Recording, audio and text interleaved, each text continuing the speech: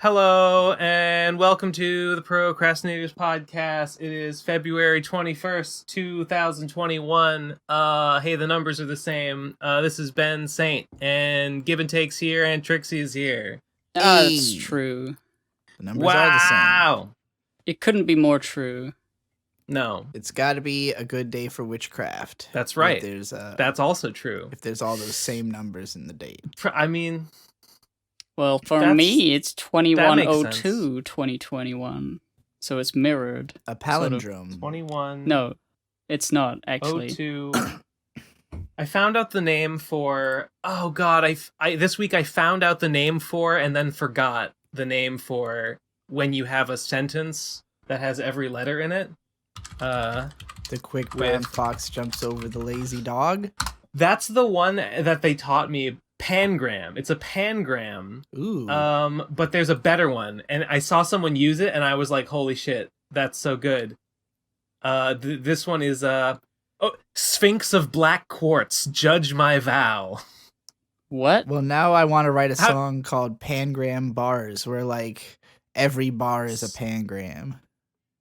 Waltz Nymph for quick jigs vex is pretty good. No, quick jigs vex bud. That one's not as good. Glib Jocks Quiz Nymph to Vex Dwarf.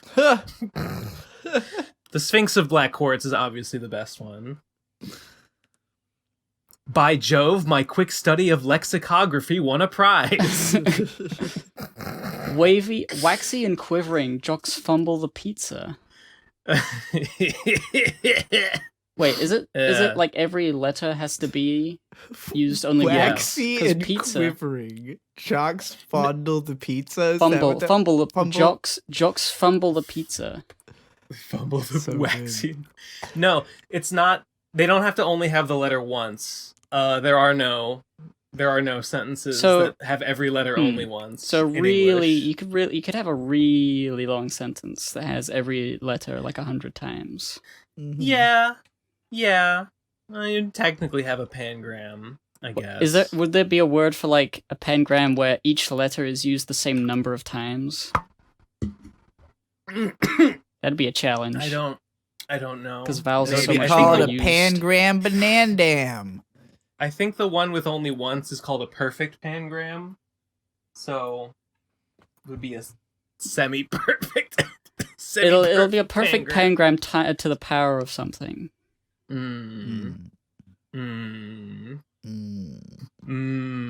Yeah, that's right. How's everyone's week been? Good. Well, I've been good. Okay. I was against crypto before because of the old like the stress of like buy low sell high. But I've taken Digi's advice and I'm doing a long-term thing. Good. And I purchased 100 pounds of Bitcoin and Ethereum, and they've been slowly going up, and I'm just looking at it. Wow, nice long-term investment. Yeah. Wow, they went up this week. Cool. Yeah, and you know what? They might go up even more. They might. They very well might. We'll all find out together here on the PCP. I keep struggling with should I last time I invested it didn't go super great. Obviously selling at that point was a mistake. And now I'm just like should I reinvest now or is it the way I've been looking at it? Is this as high as it's gonna go? I know it's been going up for like a while, but it can only do that for so long. So I just don't know. At some point there will be a dip, and that would be when I would buy in if I were you. Is whenever there is a dip, just buy the dip, don't worry about if it keeps going down. Just worry about if it eventually goes back up. Then sell it. I've been thinking about it in a sort of different way, because I've been the app I'm using is Coinbase, and you can track like the price of Bitcoin over the past hour, day, week, month, year, and all time. Right. And if I look at like, if I'm focusing on the hourly thing, it looks like it's tanking. It looks like it's going so low right now. It's crazy how much fluctuation there is on the hourly scale. But then you go to the weekly, and it's like, oh, the dip is so small compared to the gains it's made in the past week. It's unbelievably small. So like when it starts going down, the natural impetus is to be like, oh shit, it's going down. Better sell now, so that assuming that it continues to go down, and then you realize later with hindsight that every peak before it goes down because it just is really fluctuating. It goes down for a bit quite sharply, and then it goes back up in a similar like sharpness. It just goes past the previous peak, and it just has been doing that. I feel like a lot of people are like waiting for Bitcoin, because Bitcoin is like so unbelievable at the moment. Like the first peak was quite huge, and it made cryptocurrency so normal. Like it put it on the map, it put people's attention on it, and that has been dwarfed by how much it's growing currently. That people are thinking, oh, if it crashes, and if I invest then, I'll become a super billionaire, because now I know that cryptocurrency is something that is worth investing in. But because of that, I don't think it would ever dip so low ever again. Because I don't think it'll ever dip catastrophically low. No. I feel like it's kind of stable now because of how famous it is. It's not stable. Well, not super stable. I don't think it's gonna dip like to 2017, 2018 levels. No, I don't think it'll go that low again. But it could go down to something like 20. A couple of interesting things about the future of Bitcoin is that like there is a limit of how much Bitcoin there will ever be, and every year there is less and less of it produced. So eventually all the Bitcoin will be in circulation, and so there's other coins are largely built off of Bitcoin's network or Ethereum's network, which is to propel the faster sale of Bitcoin. It's all such a weird system where everything feeds into each other. The more you read into what the coins actually do, it's a weird infrastructure, but as they grow, all of them will grow because of the fact that they are connected to each other. The existence of Chainlink and Ethereum makes Bitcoin better. So it just if Bitcoin keeps going up, those things, assumably, unless something were to replace them that did what they did even better, I don't know. But I think that so much of it is because I know XRP's whole thing is that it's its own separate, different network that is all about the fact that they are installed in banks. I don't trust XRP for a lot of reasons. We have a history there. Yeah, I had some of it. Briefly, I sold it when it was up, the one time it was up, but it always is minor fluctuations and this so-called promise of its eventual being so mainstream with usage in banks that its value has to appreciate, which is just what the people shilling it say, Yeah.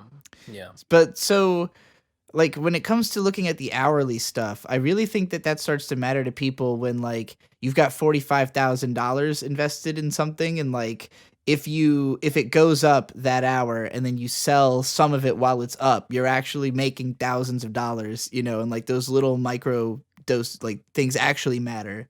But you can I had a period where I had a system of I had 6 different cryptos, and anytime one of them would go up by $4 from what I started with, I would spend that $4 in whichever one was down at the moment. And so doing that, I could make net a couple dollars a week by just the process of occasionally trading every couple of days. But it's literally nickel and diming, but it can be fun. At a certain point, there's fees, right? The transaction fees. That's why I would only do it when it was above a certain dollar amount. Where because the more you are trading, the lower the fees, and So it's like I would only trade at amounts where, I thought it was worth the fee, and I'd calculated that. I spent like a week just staring at these fucking metrics, like until I felt like I understood the ebb and flow of them.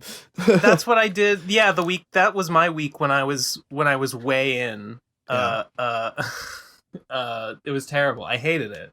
It was so bad. That's a big reason why I haven't reinvested. And have cost myself a ton of money. Greatly enjoying myself, but I didn't have any money to put into it, and this was at a time like Chainlink like happened in like August, which is when I was trying to do a whole bunch of other shit like to make money because I didn't have any money, and I was like, maybe if I get on this Chainlink thing early enough, maybe it'll give me some money, and it did. But only enough to like put back into fucking around with coins. So I spent like a week doing that I really shouldn't have at a time when I didn't need to be doing it. But it's paid off now because I've got like an extra $1,000 in fucking coins from that. Pretty good. Yeah, the putting large amounts of money in it increases the reward, but it also increases the stress. Like I put £200 in. I've mentally decided that it's like, oh, this video game called cryptocurrency, it costs £200. I've just bought a video game. That's a fun way to look at it. And I'm okay with it. It is gone. And I know that I've invested 200. It's a nice round number, so I can look at how much higher it is than 200. The moment's at 240. Yeah. So I've made £40 if I cash out now. But I don't really want to like go in and out because I just want to watch it. I just like seeing number go up. Like it's nice that you also don't have to like cash out all your money at any time. You can literally cash out the extra 40 you made, just to spend it. I thought if like Bitcoin is on the up, but if it goes in a like majestic spike and it's like, oh, suddenly I have thousands, then I will definitely take out enough money to reimburse my initial investment at the very least. Yeah. And then beyond that, it would be like, hey, that's pretty cool. But if it all crashes down and I end up with like nothing, then I'm like, well, whatever. It was fun while it lasted. It was fun. I saw a number go up for a while, and it wasn't stressful because it wasn't a lot of money. So that's okay. I am cursed. Because you say like the more you put in, the more stress. That's true, but not just while it's in. Forever now, because right. I had put in like a couple $1,000s into Bitcoin for a while. If I'd kept it in, it would have like almost doubled at this point. So now the fact that I'm seeing it go up when I don't have it. Ben, you should just buy it as soon as possible to get this fucking Band-Aid off. Like you have to replace this. You have to replace this sorrow in your life. It was bad before. It was bad while I was in. It was bad while I was in, and it'll be bad, and it's bad now that I'm out. Look, I'm doomed. Ben, I'm totally doomed no matter what I do. Think of your first investment in Bitcoin as a child that didn't make it to birth, a failed, a botched abortion. You couldn't make it out. Are you going to give up on ever trying to have another baby after that, Ben? I don't know. I just I mean, I know it's going to keep going higher. But it might not. It could also crash. And that could happen in a week. It could happen in a year. And I don't know. I would just be like, hold until it comes back. I don't know. Well, okay, I lost money on the GameStop thing, right? I put money into my Fidelity account. I invested it in GameStop. GameStop crashed, of course. So now I've got like a fraction of what I put in there. I just cashed it out. Lol. So cementing my losses once and for all. It's fine. The way that I have consoled myself is that I think I'm going to put that like couple $100 that I have left. I think I'm going to put it into my 401k. So that, when that matures, it will be worth even more than what I initially invested into GameStop. So who backs a 401k? Is that like through your bank or what? I have an account with Fidelity. I think they just do it. Is that an insurance company? I don't know what they are. I think they're a bank and they do stock trading, they're and like they're like a mutual fund, and they have my 401k, and they take my 401k money, and they have an algorithm that trades it on the market, so it's been appreciating for over the last few years. Are they a healthy company? Have they been doing well? I mean, I don't know how their like stock performance is, but they're like a pretty old company. I just They've wonder, been around like, for a long, long time. What happens to your 401k if Fidelity goes belly up before you get the chance to use it? I would assume that it dies. But I mean, I think Fidelity is a pretty established institution. I feel like Fidelity is one of those too big to fail. How established are we talking? Out. Like how many years? I don't. Like, I mean, good question. Like, what's 80 years if you're gonna live another 50 years? You know what I mean? Wait, what? Like, that would what's mean 80 years if I'm gonna live another 50 years? Yeah, like 80 years of sort of like a business having survived is like not that much in the grand scheme of things, you know. Like, you got 50 ahead of you for the world to undergo massive change. You know, like, that's true. If we have technological singularity, I don't know if Fidelity is going to be around, but cryptocurrency will. I mean, maybe. Okay. Well, I would say that yeah, it's true. Who knows what'll happen in 50 years? But Fidelity won't be the first to die. Probably not. Other institutions will die for. It has been around. It was founded in 1946, so it is 75 years old. So kind of old. Very solid guess on my part. Yeah, true. I don't know. I mean, yeah, fiat currency could just become obsolete at some point. But who knows? I mean, if that happens, we've probably got bigger problems. I'm gonna be curious to hear what the comment section thinks of this. On the last one, there were some people who were like, yes, Digi, who quote in the latest video says, "I have no money," is talking about investment. Great. And then there was someone else who was like, Digi, you're fighting the good fight. You saved these boys from hating crypto. Like, it would have been a nightmare. I didn't hate it. I had crypto before. I just fucked up with it. It was like the buy low, sell high within such a small time frame that I have an issue with, because it just introduces too much like negative aspects to life in general that I just don't want to think about it too much. Long term is much nicer. I can just put it in there and occasionally look at it. I don't think people should be trying to make short-term investments unless they're playing with like fuck tons of money, basically. When Bitcoin peaked around 40 before, and then it started going down, and then I was like, I have too much in here. I can't afford to lose it. I'm cashing out while I'm just broken even. When it was going down, I read like interviews with people, I read like articles, and some guy was like, yeah, it's probably going to go down a little bit more. I'm going to wait until it goes a little lower, and then I'm going to reinvest. I was waiting for it to go down to like 20, and then I was going to reinvest. And of course it never went that low. It immediately just started spiking again. So I think what it is that like people see it going low, and they're all like, there's loads of people waiting to get into Bitcoin, but they know that it's high now, so they're waiting for it to go low, and they don't know when. They don't have patience to wait for it to go very low, so they start buying immediately, and it just goes right back up. People are like, oh shit, it was high, and now it's going down. This is my time. No patience. Just the ideal situation is that everybody does just continually do that until everyone has Bitcoin, and then people remember that you can spend Bitcoin, like regardless of converting it back into dollars in lots of places. Most of the other ones you can't really, like most coins like are best used for trading for other coins or just cashing out with. But like Bitcoin, you can, there's like a website that lets you just trade Bitcoin for what are they called? Gift cards.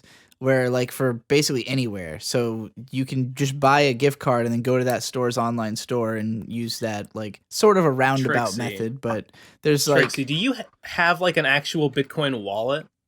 I don't have I have wallets through various websites. I have like my own independent wallet that doesn't have anything in it. I think I only really have money through wallet websites.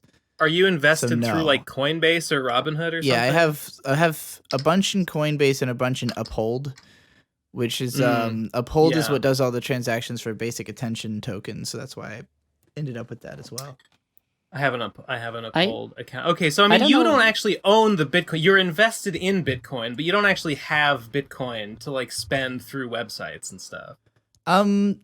You can spend the stuff that's in those website wallets. Like, you just get the code for that wallet and then, well, this is what I'm confused about, because I saw there was like an app associated with Coinbase, which was like decentralized wallet thing. You can put your Coinbase money into that. Yeah, so I don't know, they didn't explain why. That's basically what Ben's talking about, is like, if you have your own wallet, then your money is like you can have a physical wallet that is basically like a USB stick that you plug in, and it will store the crypto literally in that, so that it would not be like hackable from it. Like, if Coinbase got hacked, somebody could take my money from Coinbase, I guess. Whereas if it was in an individual wallet, they would have to hack my wallet, which is very unlikely unless they like found all the codes and knew about it somehow. Like,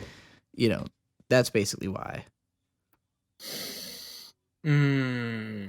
Cybersecurity.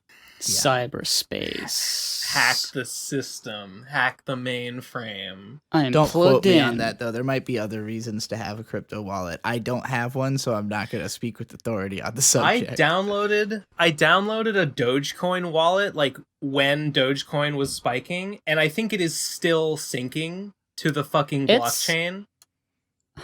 Syncing? And I don't even know what that means. Yeah. Like, I download, and it was like, before you can use this wallet, it has to sync itself to the blockchain, and it's still going. That's like, it's still hilarious. Not done. Is there a way to start over, like quit and try again? Well, I think it would just have to do it all over again. I feel like maybe it's failed. How long has it been going for? It might actually, I think I restarted my computer at some point, so I don't know if it's actually running right now, but it was going for like weeks. It was just like the little bar was just ticking up. That's hilarious. I don't even know how to use it. I don't even know how to purchase Dogecoin in a wallet. Right. I mean, there's probably a guide somewhere. Initially, I will say that the existence of stuff like Coinbase and Uphold has made this a lot easier, because like initially I was trying to fuck around with like all the different, because like Brave has a built-in wallet. So if you use the Brave browser wallet, you have that one. And then separately I had an Uphold wallet. Like, I thought that the Brave attention, or basic attention tokens I was collecting through Brave would be in my Brave wallet, but they were not stored there. Nothing has been in there. And then I had like separately a wallet that I first got when I set up my Ethereum 2 years ago. So like, yeah, having just like easily accessible websites made this much less of a fucking nightmare. But I guess I don't know the security levels by comparison, but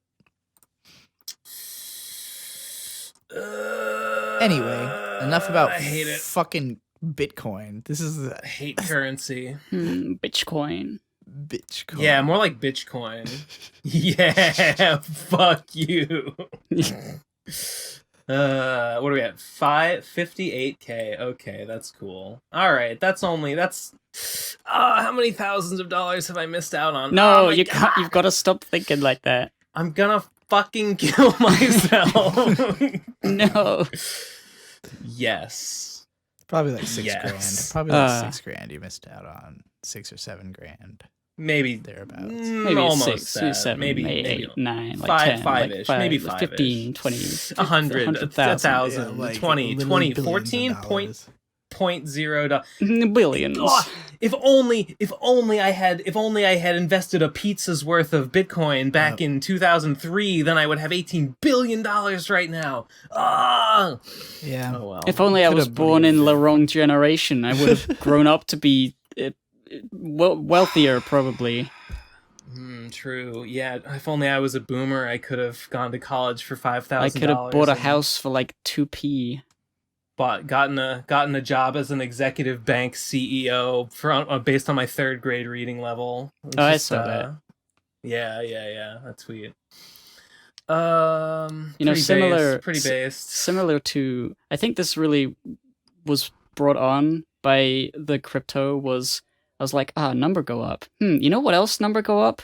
My age. Idle games. I'm gonna die. No, okay. No. It was an idle game. I was playing Clicker Heroes again, and now I'm vegetable. It's like saying I'm baby, but I'm vegetable. That happened to me last week with Minesweeper, and then again today for like 4 hours before the podcast when I read the comments on last week, and then was reminded of Minesweeper. I'm just playing Clicker Heroes so much. I'm getting so many coins. I'm leveling up my heroes. It's so fucking cool. I had a great run of Noida yesterday where I was incredibly powerful. I was tearing through the game. I was obliterating the game, but I was greedy.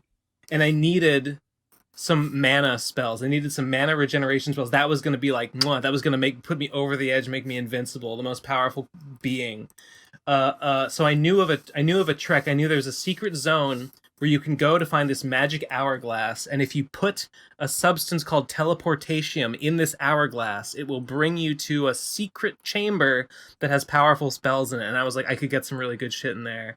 So I went down to the bottom of the Temple of the Art, which is the last normal level in the game, because there was a big pool at the bottom of teleportation, because these certain wizards bleed teleportation when you kill them, and I'd killed a bunch of these wizards and all their blood had pooled at the bottom of the level. So I kept going down there and jumping into this pool of teleportation with a bottle, trying to bottle it, but every time I would get a little bit and then it would teleport me away randomly. So I kept doing that, just trying to be patient, and then the last time I jumped in with my bottle about half full, and I go down there into the pool, and then I'm in there, and it teleports me, but this time it teleports me down, under the level, into the lava sea that leads to hell, and I'm instantly incinerated, and I die. And it was pretty fucking funny. Live and learn, I guess. Live and learn. Hanging on the edge of tomorrow. I didn't think it would send me that far, Die but it and did. learn, more like. Yeah, true. Live and die and learn and live again and become a powerful alchemist. And don't fuck with teleportation. Just don't do it. Yeah. It's a cool name, though. I like that name. I have found many secrets. Many secret tricks. Many secret tricks to use the various alchemical substances with in that game, and it's very satisfying. It's very satisfying because you can find this stuff in bottles, just like from the very beginning. You'll start and you'll be like, why am I finding a bottle of pheromones? What the fuck do I need this shit for? Ambrosia? What the fuck? Teleportation? Worthless. Garbage. And then you find this weird stuff to do with it. Like you find, if I bring pheromone to the Hisi base, and if I squirt it on a healer, the healer will become my friend, and then he'll heal me. And stuff like that, and I can use ambrosia to circumvent the curse damage that I used to go through the cursed rock that leads between parallel worlds and stuff. What a fucking game! What a fucking game! I've been seeing there's like new additions being made to it in the beta branch that I guess you can play, although I don't know how to do it. But they're adding all kinds of crazy new shit. It's so fucking cool. I've been watching a lot of Noida, like YouTubers. There are a few. It's pretty cool. A lot of them also do like Minecraft stuff and Terraria stuff. Well, a lot of them dabble in Noida. But I love watching people like make experimental wand builds that do like quintillions of damage because of all these like multiplier effects. Big number. Yeah, the biggest number. Yeah, like the final boss of the game. I think he's got like a few thousand HP to start with, but if you collect the orbs of knowledge, then he will become more and more powerful. And the most you can get is 33, and then when you have 33 orbs, he has like trillions of health. So you have to to kill him, then you have to have like high level wand craft skills that like double, quadruple, quintuple, over and over again your damage output, or you just can't even touch him. Great game. Great game. That's all I have to say about it. On Clicker Heroes right now. I'm working with big numbers, much bigger than that, in fact. It makes your numbers look stupid. It's tiny. I think at the moment, Clicker Heroes. At the moment, I've got my damage output among all my heroes is 3.771 Euler's number to the power of 231. I think that's Euler's number. It's just E. I don't know what E is, but it's more than like sextillion at least. Why would you play Clicker Heroes? You can just play Cookie Clicker. Because Clicker Heroes has a more satisfying like strategy to like progress quickly than Clicker Heroes, than Cookie Clicker, and also it's a Steam game, so I can block it with the block that I have for Steam, so that I can't play it. You can't easily, play it. Yeah, during the week, which is when my block period starts. Blockchain, cryptocurrency. No. It all comes together. No. I should block myself from looking at Bitcoin prices because it's just making me unhappy. You should chain yourself to not be looking at it. I should chain myself to a rock and let the buzzards peck my liver out until eternity. Chain yourself to a cinder block. And then jump down into a pool and get teleported into a lava sea. Teleported into lava sea. Circles within circles. This is really cool. The way to get to hell, the way that I've managed to get to hell is I use a spell called Lava to Blood, and I go down underneath the world to the lava sea, and I fire projectiles that cause the lava to turn to blood, and then the blood gets hardened into volcanic rock, and then you dig through this tunnel you make out of blood and volcanic rock. You go down through the sea, and then you get to hell. Why does it turn into rock if it's blood? I don't know. When you put blood on lava, it just like liquid, turns into volcanic rock. Like water plus lava makes rock? If you put water on lava, it turns into rock. If you put brine in lava, it turns into glowing rock. So, and if you put toxic sludge, it turns into toxic rock. When you're a high level alchemist like me, you just know these things. I've never watched Full Metal Alchemist, but I've heard that that's a good one. It is very good. You would definitely enjoy it, especially Brotherhood. I watched the old series. I never watched the Brotherhood remake. I've heard it's better. I don't know which one you would like more, Ben, because the first one's a lot weirder, and like it's the second half of it is completely different from the original, and like it just goes into such bizarre dimensions. Like, I thought the first one had a really good ending. If you like the ending of the first show, you will like the first show more, I think. I hated the ending of the first show at the time I watched it. I haven't rewatched it since, but I like everybody I know who likes the first one more is a big fan of the ending, and that's pretty much like the divisive factor because Brotherhood is so much more traditional. Like it has like a 14 episode climax of like just everybody getting their own fight, like all the big rivalries getting wrapped up, you know, like very satisfying shonen action type climax that's totally nothing like what the original show had. When you say the ending, do you mean how they go through the portal and they come to the real world? Even like I said, the whole second half of the original show is completely different. So like, literally anything regarding like Dante is a totally made up character for that series. Like, so which one's Dante? She was like the main bad guy who sends them to the other world at the end. Wait, what? It's like a woman. I don't even remember her. What the fuck? Yeah, there was a lot of shit going on, dude. That show was crazy. There was a lot of shit. Dante. I remember seeing like a fucking.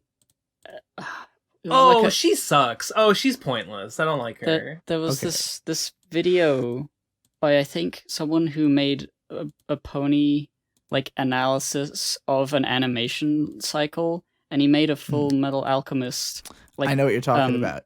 A video about like, oh, this is how the blocking of the scene influences your eye so that you notice this thing. And I'm like, oh, that's cool. I've heard Brotherhood is gooder, but it's different.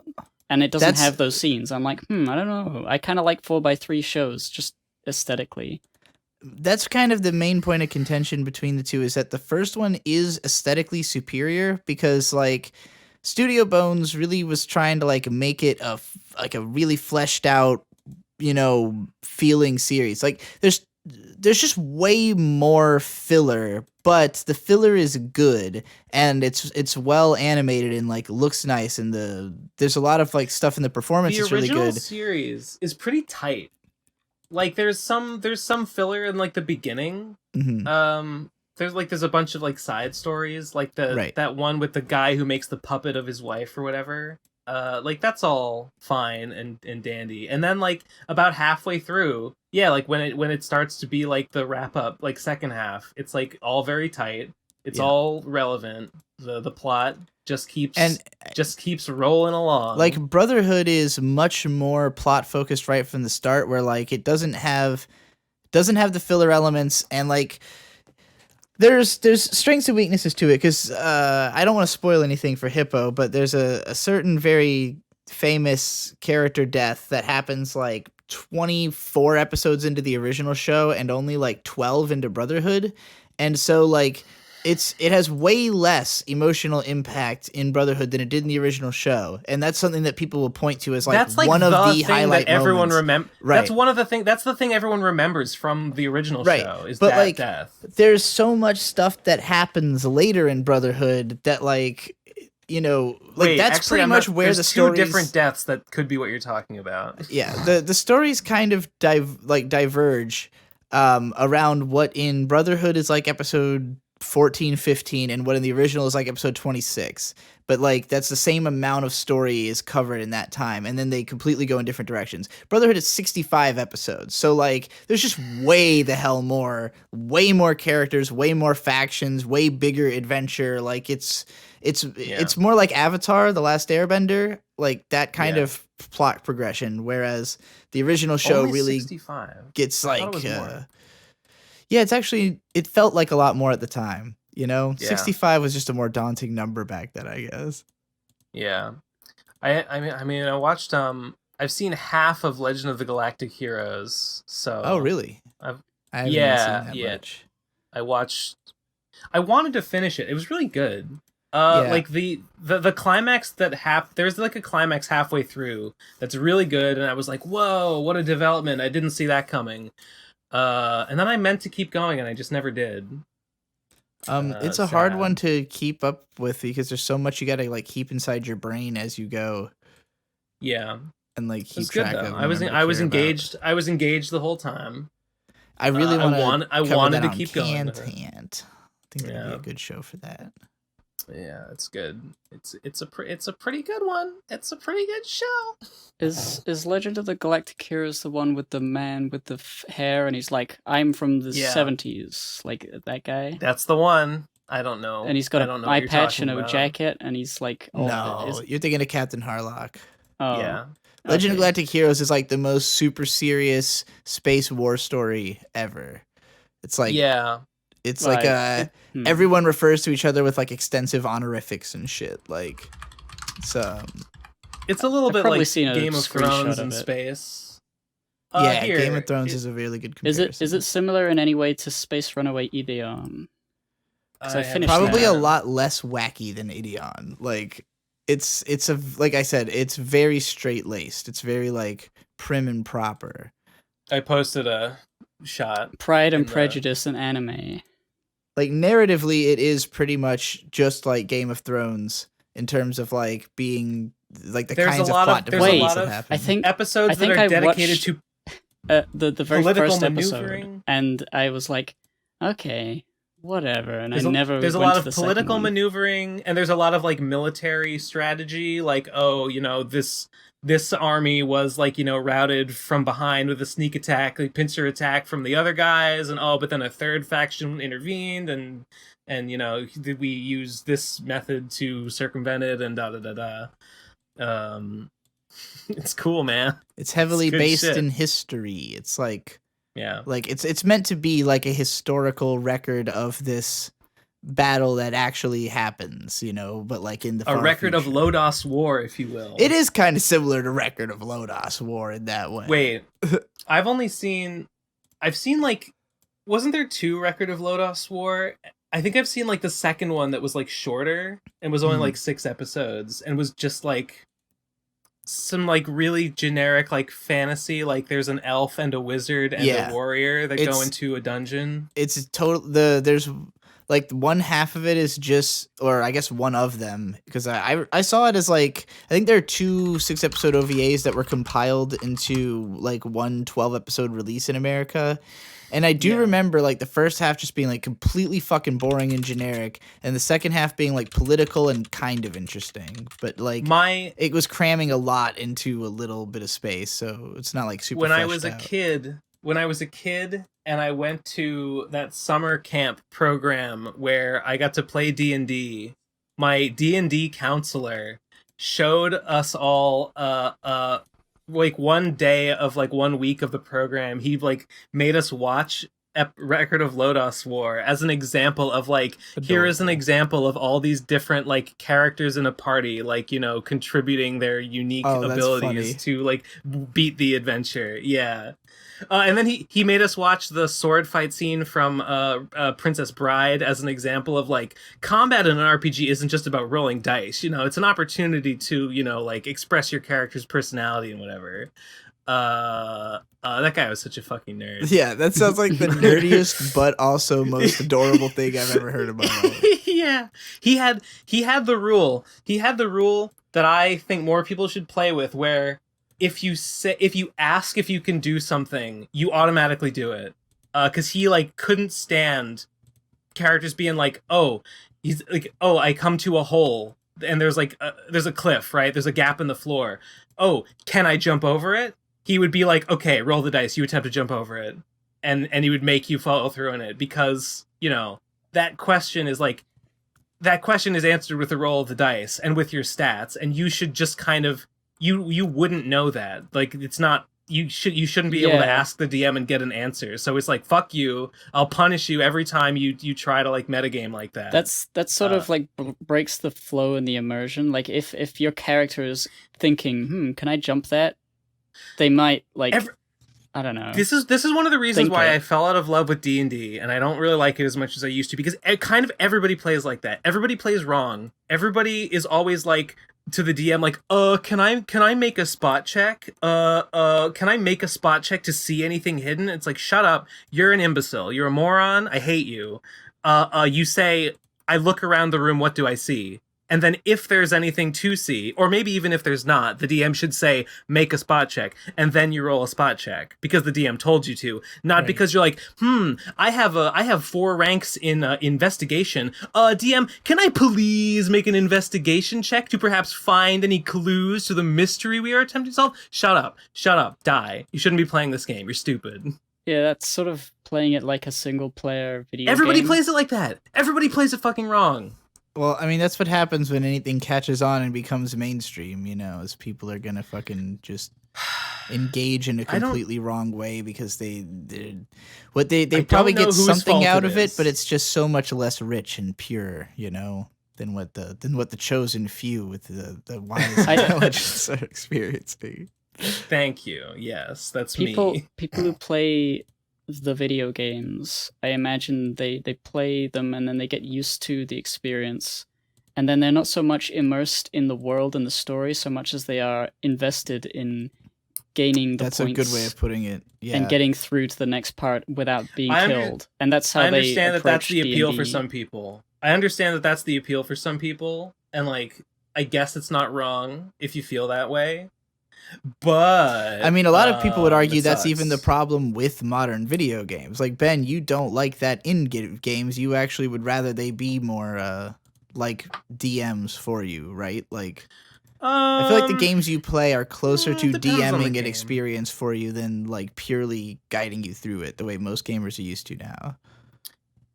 I think the fact that you're really into Noita, and Noita is not like, you know, a tailored experience, it's an experimental one, so like you as the player and the character in the world are doing the same thing. Like, you're not trying to save the princess because you like the princess in Mario, you're just doing it because you like jumping. Noita is a game where there is a world generated for you, and there are many complicated systems that exist in the world that you can, with skill and understanding, utilize in order to interact with the world and accomplish things. And it's very self-directed. Things like going to parallel worlds, you just kind of got to figure it out for yourself, or just like read how someone else did it and then copy them. But still, even so, you gotta figure it out. Can you imagine like a Binding of Isaac D&D? You enter the room. I look around. Oh, there's shit everywhere. Shit everywhere. There's a fetus. Roll initiative. Okay, the fetus kills you. The fetus pukes blood on you. And then you go into a room. It's like, oh, you've got a thingy. It's like a pill. It does something. I don't know, Isaac. I take the pill. Okay, roll a dexterity check. Oh, I failed. Okay, the pill messes up your face forever. All right, cool. Nice. We never did that thing that I wanted to do. Maybe at a RadCon or maybe not, where we like play a tabletop thing. That was a RadCon idea that I had. It's shocking. It still never happened. Actually. Yeah. We were just too busy. We just too much fucking shit on our plates. There was literally no time for it at RadCon 4. We need to make it like an actual like Kickstarter reward for the next one. It's like a real produced fucking tabletop session or something video. Produced meaning like you just have Victor there. And well, I mean, like, you know, like with intro music and fucking some, like, I don't know, visual flair, maybe draw some like, of the monsters. Yes, we're all like dressed up in like period armor, and or even just like having like hand drawn like maps or something, you know, it's like stuff that would make the session seem extra cool and tactile. How about maybe? I feel like I would want to just be stupid the whole time. What if we did it with a 360 camera in the center of like the table, and then it could be a good idea. Yeah, and then it could be edited so that like the 360 we could like the shot cuts from like between people, like depending on who is talking. I wonder whatever, like how right? good those have gotten, if they've kept like updating the 360 camera technology. Surely. I think they're pretty good. I mean, so when I had, the only reason I really stopped using it is that it just kind of sucked. Like it overheated. Yeah, it would overheat really easily, and like you had to interface with it through the app. It had no like it just had a power button, and also not being able to plug a mic into it kind of sucked because like it has directional audio, but it's just not very good. So like, you know, I would want a better 360 camera if we were gonna like rely on it. But I'm sure they've gotten better for probably not any more expensive. Look into Speaking of games that are a bunch of complicated systems stacked on top of each other, I met with the Endless War dev team yesterday, and we discussed new features to be added in season 4. Oh shit! Is it an official season 4? I'm not sure exactly if there is like a clear line between season 4 and season 3, but we are definitely in season 4 or going to be in season 4. I don't know. A global warming is going to be where we talked about adding global warming. I feel like that's good. Obviously, global warming is good and something that like everyone will be attempting to increase as much as possible. Cryptid. Okay, how about this? Cryptid photography, where it's like the museum in Animal Crossing, but you have to go to the Outlands and find cryptids and take pictures of them and then turn them in to a museum, and you'll get on a leaderboard if you can take really clear pictures of cryptids. How the hell will like the including Goku? Goku is a cryptid. How do they determine what is a good photo? Does it just random? Like, oh, you tripped and fell and it was blurry. I'm gonna say probably yes. And grilling. And we're gonna add grilling to Endless War finally. Oh, you could already do grilling in Big Booby Mummy Milkers. You can grill anything and you can eat it once it's grilled. There's gonna be Unless a you have whole trash like mouth mutation, grilling and then you league, can't like eat it. there needs to be like a place where all the grillers go and just hang out and grill. Competitive grilling. I don't know if it needs to be. I don't know if they want it to be competitive. You just want to grill, man. Like don't gotta make it a whole contest and everything. Just one place down in No, that would be the joke, is to make like I just want to grill, to turn it into a hardcore like min-max sport. That would be fucking incredible. My grill games are down. Fuck. Grill games. Like there's just some subzone down in like Cratersville or something where there's a pit full of grills and everybody's there. Everybody's grilling. Everybody's bringing all their junk down south to be grilled, and they all feast. Yeah, hell yeah. Just me and the boys. Me and the slime boys just grilling. Me and the slime salami. Cratersville, yeah, Cratersville. Cratersville will be the place for that. Very based. Very good. Very exciting. Exceedingly red-pilled. Exceedingly red-pilled, absolutely Ben, true. I haven't been paying attention to the happenings. The last understanding I have of the lore was that Endless War was asleep. Like everyone was asleep because it was like going backwards in time. And then that presumably stopped, and then the Shamblers were shambling, and they shambled stuff. The Shamblers were before the dream. Okay, so they didn't come back afterwards? The Shamblers? Yeah, blue guys. I don't think so. I remember being really into shambling and like destroying everything.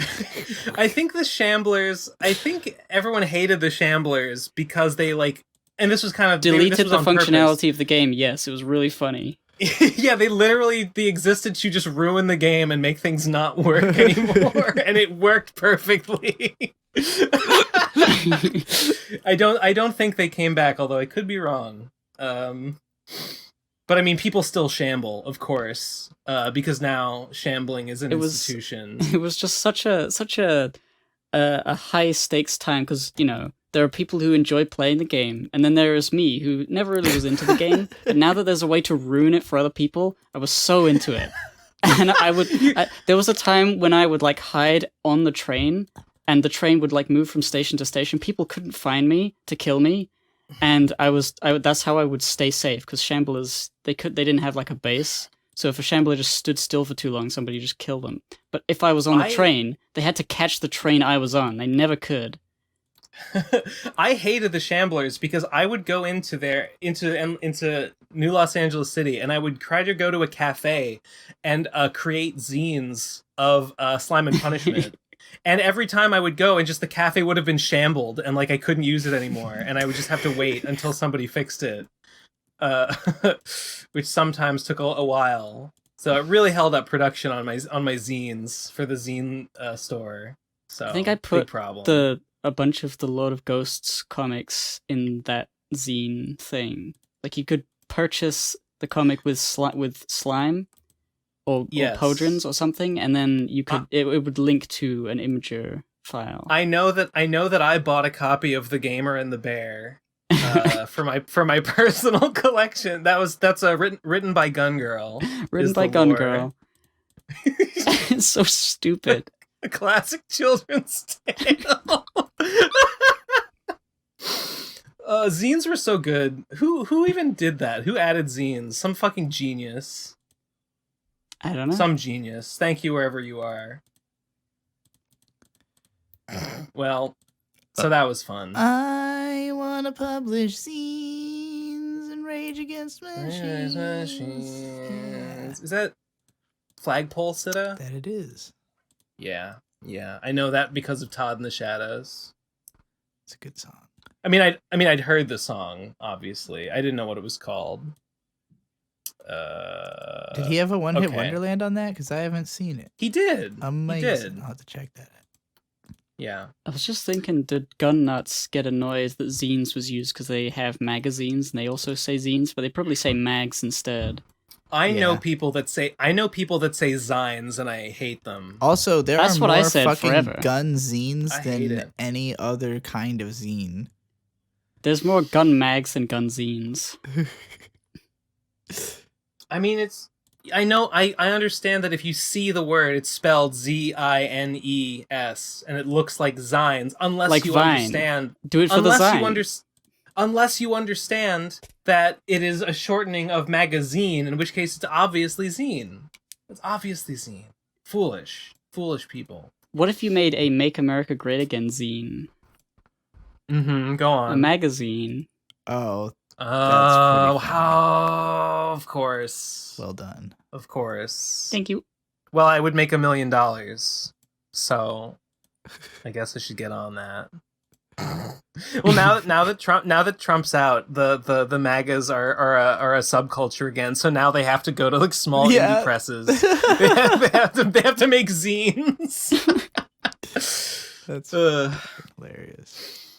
They're pretty also obscure. You probably haven't heard of them. I also played video game. Nice. Oh yeah. Yeah, other Tell me than more. Minesweeper. Although I am currently still playing Minesweeper. And I probably will be in my grave as well. I don't get it. Go on. You don't like Minesweeper? It's just not really. I mean, it's fine. It's a brain teaser, like any other small. It's puzzle gambling. game. It's the same thing as gambling. I think okay. that there was a guy in the comments who said it's not random. You don't have to guess. But I'm shit. stupid. He doesn't so know. There have to be. I'll need to look into like Okay. if there's a Minesweeper YouTuber who like knows the strats and see what he does. Somebody said that there is a no guessing mode that gives you your first pick, which is fair enough. But like, who cares about the first move? If you lose in the first move, you just start again. Right. It's the fact that you can get very deep in and have like just a binary one or the other choice and no possible way of knowing which it's going to be. And like, you're almost guaranteed to run into one of those by the end of a game.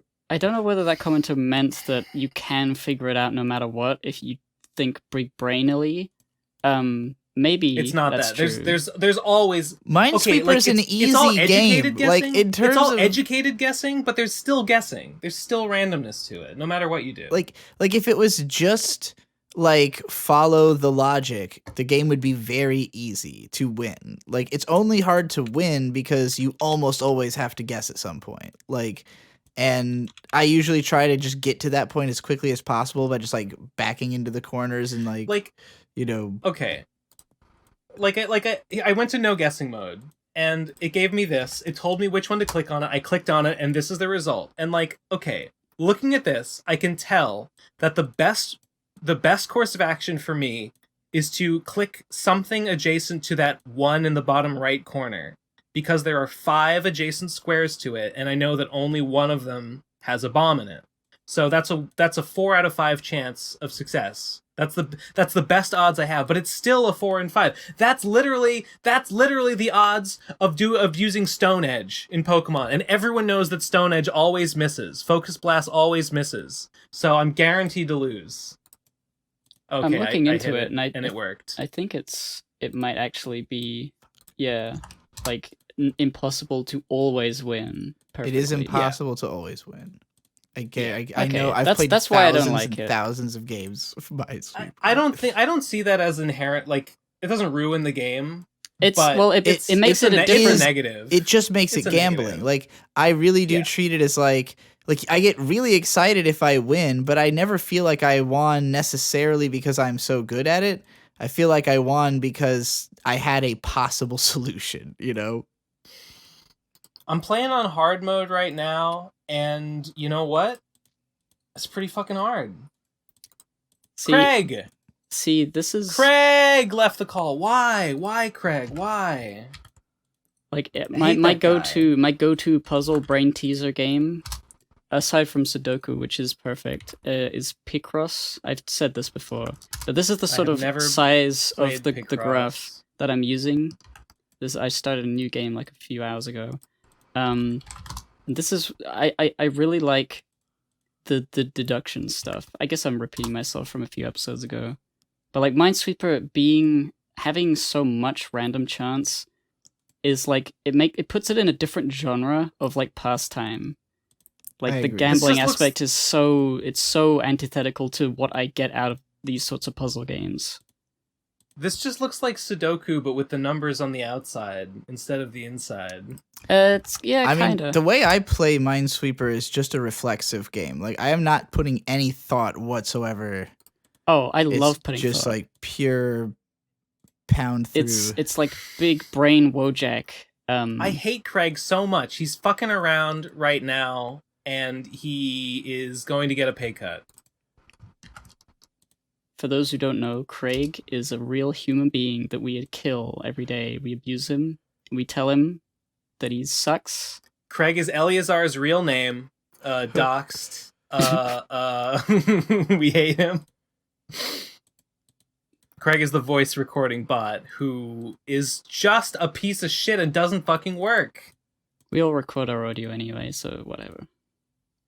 Yeah, but this is how Craig is how we get secret bonus content for the secret bonus content episodes. So he's a vital part of the operation. Anyway, what I was saying is, yeah, what I get out of this and Minesweeper, if it were more like thoughtful, is the like, I want my brain to like heat up. I want my brain to like heat up and smoke to come out of my ears, thinking and looking at these things like, what the fuck is the number? Where's the square go? What is it? I just want to figure it out so bad. I love that. It's my favorite thing. I like Explain just Picross. To play Picross, there's numbers on the left and the top, and well, whatever. The numbers correspond to consecutive colored in boxes. So this one image is quite big, but the one that I've filled in, there's a 9, 9, 2, which means in this row there is a block of 9, a block of 9, and a block of 2. And there's only so many places those boxes could be, so I've figured out by counting from the left and the right which blocks are impossible to be like blank because of the length. It's kind of like Battleship in a way. The ships are a certain length, and if you find one of the boxes and you know that there's like a 4, then that box, if it can only be that 4, you know that there's like 3 other boxes connected to that one, and then it's just a case of like narrowing it down to like making sure you know that this one cannot be this like colored in or not, and this one can, and then the more you do, the more information you have to solve more of the puzzle until you've completed it. And it's just so satisfying to complete such a big, arduous puzzle like this. Do you know when it's solved? Yeah, when you've completed all of the numbers. You can make them go gray. I'll just link to the site, Picross, lioh.com/Picross. Okay. So a number in a column means a number in a column and a row. If you go to like a 5x5 on the left, you can do a 5x5. It would be pretty easy to figure out. Like, I'm just gonna take a screenshot of the one I'm looking at. I just love Picross so much. So if you see the top left column is a 4, and there's only 5 boxes, so at least the middle 3 have to be filled in because the 4 can't fit any other way. Wait, so it's a block of 4, a line of 4. A line of consecutive blocks, consecutive squares. Oh. So that means that 4 have to be together, and means 3 of them have to be like that. And then from that, you can work out that on the rows on the right, there's 1, 3, there's 1, and then there's 1, 1, 1. The 1, 1, 1 is like individual blocks, and there's only space for 3. Okay, so if you have a space in between. That row has to be, filled, unfilled, filled, unfilled, filled. Yeah, right? because there's no other way that can fit. And so that one's done, and then it's really quite simple once you know the rules. Okay, do the blocks, do they have to go in order? Like in the bottom, there's the 1, 2. Does it have to be a 1 on the left and then a 2 to the right, or could there be a No, like, it could has it to be be like in filled, unfilled, filled, unfilled? it has to be in the order that it's written. So the 1 has to be to the left of the 2. Okay, And on the top it has like there's 2, 1 in the middle. The 2 has to Okay, be so- above the 1. So on this one, all right, tell me if I'm getting this right. So on mine here, see the middle column is 1, 3. So the only way that can work is if it's filled, unfilled, filled. Yes. Right? And it couldn't be the 3 and then an empty and then the 1, because No. that would be in the wrong order. Yeah. Got it. Very based. Okay, Yeah. I'm learning. It's a very fun game. Interesting. Oh, okay. Oh my god, I'm getting it. So then this is what I'm left with. So now over on the left, I see there's a 1. Oh wait, there's a 1 and then a 1. So Yeah, the 1 could middle... be all the way to the left or all the way to the right. Yeah.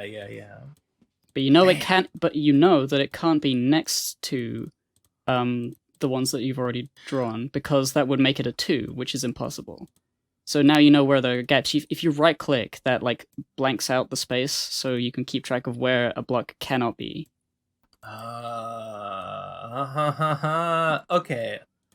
Okay. So so in the middle row is the 1, and that middle column has 1 in it. So every other one in the middle row has to be a non-filled, because there's only the 1. Has to be blank.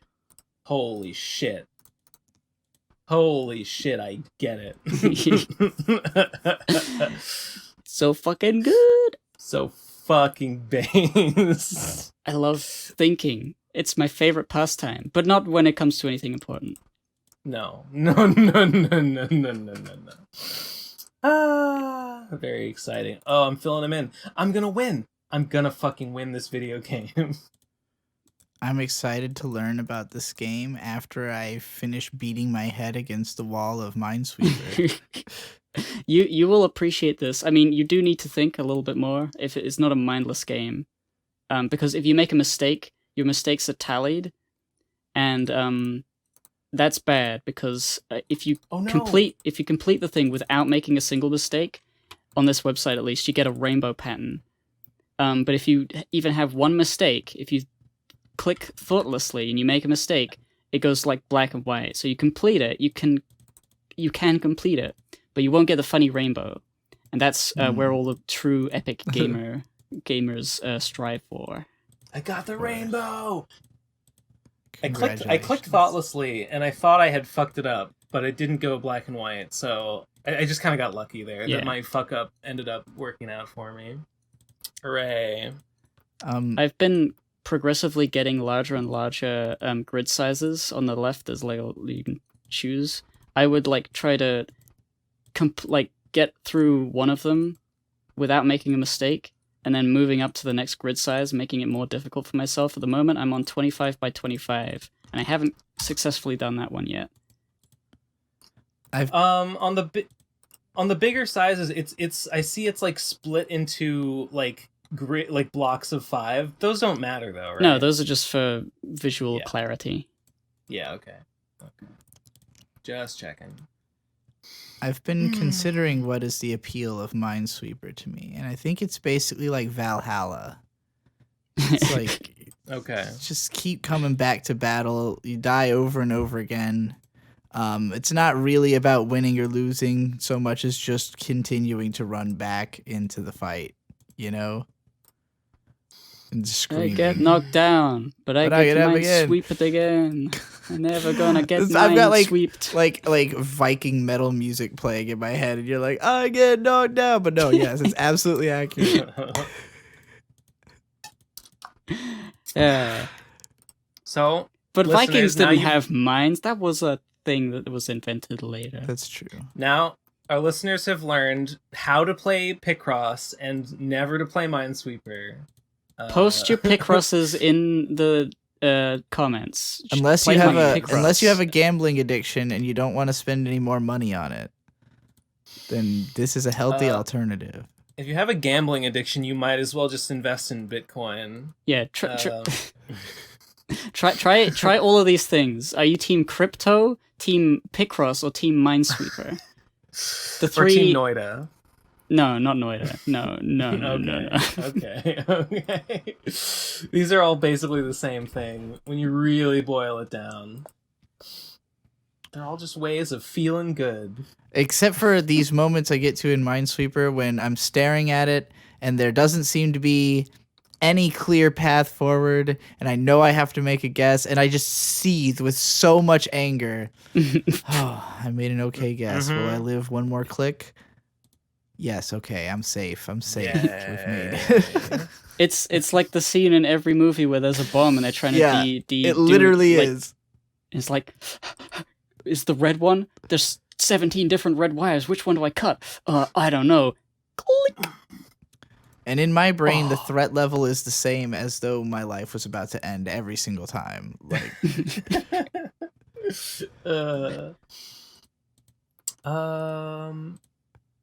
So what else? I was gonna say that I played another video game other than Minesweeper, and then I guess we started talking about Picross. I was playing Apex Legends. Any of you played that game? I've heard isn't of that the Battlegrounds game? It is a Battlegrounds game. It has the same name as 100 different things. I know, it's like the most generic fucking possible name. What's the gameplay? It's one of those battle royale games. I just played a little bit of it because my boyfriend plays a whole lot of it, and so we were squatted up. It's basically just a game where you like run around this map and loot shit until you run into other people, and then you try not to die first. Yeah.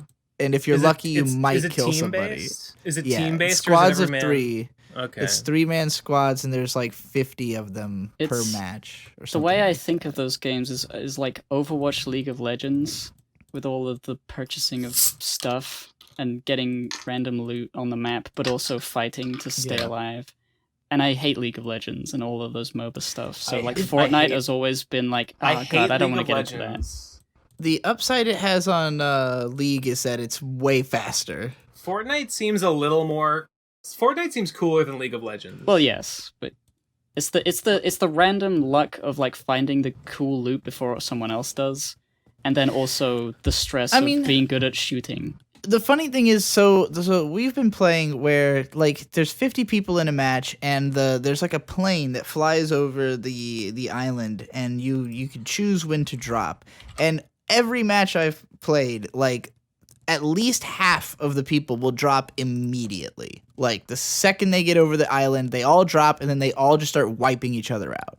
So these people are just like, I don't know, I don't know if they're just like hauling ass, getting one gun and then going right into battle or what, but like we usually just land on the opposite side of the map in a totally secluded area and have like 10 minutes to just get whatever the hell you want and like then go out and fight. And so you really spend more of your time running around like exploring and looting and hanging out in the like the areas. And then like if you're lucky, then everybody else will mostly have killed each other, so there's only a few teams left, and like ideally you'll run into them one at a time and like sort of pick them off, you know.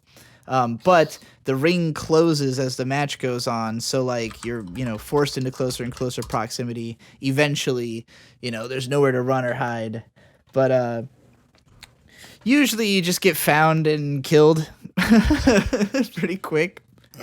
So I don't know. I don't know if I think that the game is inherently fun, but it is fun to play with like TeamSpeak and like there's a lot of player input commands where you could be like, let's go over there, or like here's an item that you might like, and all that kind of stuff. So like when you're playing with people who can like do all that shit quickly, it's a lot easier to follow what the fuck is going on and have a decent time. Yeah. But if anybody wants to play Apex Legends with me, my name is Golden Witch Fire on there.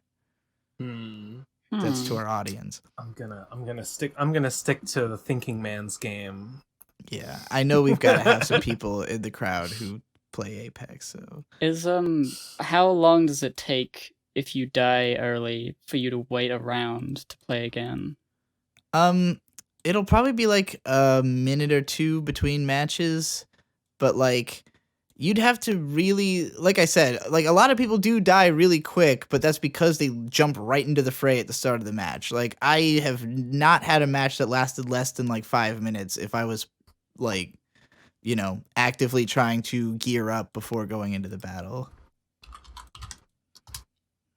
I think TF2 is like the perfect shooter game just because it's accessible, and when you die over and over again, you can still play the game and feel like you're constantly getting better. With stuff like Apex and things of that nature, I would always feel like it's too many variables that dictate whether or not I may have fallen on the right thing, getting the best gun or having the best position, or just being lucky to not notice somebody before they notice me. Right. But in TF2, it's like the maps are very geared towards one direction of play, so you can learn the maps and get better at playing on those maps and the classes and the weapons. And it feels like constant progression of skill. I had felt that way about Apex when I first played it. Like, I totally didn't understand how you're supposed to get good at this game if most of it is running around and not shooting. And then eventually I realized your goal is not to shoot. Your goal is to survive. So, like, ultimately, you will do better if you shoot less and don't run into battle. And, like, so it's really more of a game about collecting loot and jungling, in my mind, about, like, because you get points for how long you live, in addition to, kills. And there's a kill leader, who is whoever has the most kills, but ultimately, like, the point is to be the last team standing. So, like, to me, I think an ideal match of Apex Legends would mean you only ever fought one other team, and you don't even have to get all the kills. Ideally, they've already lost teammates by the time they get to you, So yeah, I think that's kind of what made me start enjoying it, was when I stopped thinking of it as a shooter game, especially because, like, a lot of the guns are not very accurate, and you get very short bursts of fire. So, like, people take a lot of damage, but it's not like Halo where you could, like, keep suppressing them by emptying clip after clip until they're dead.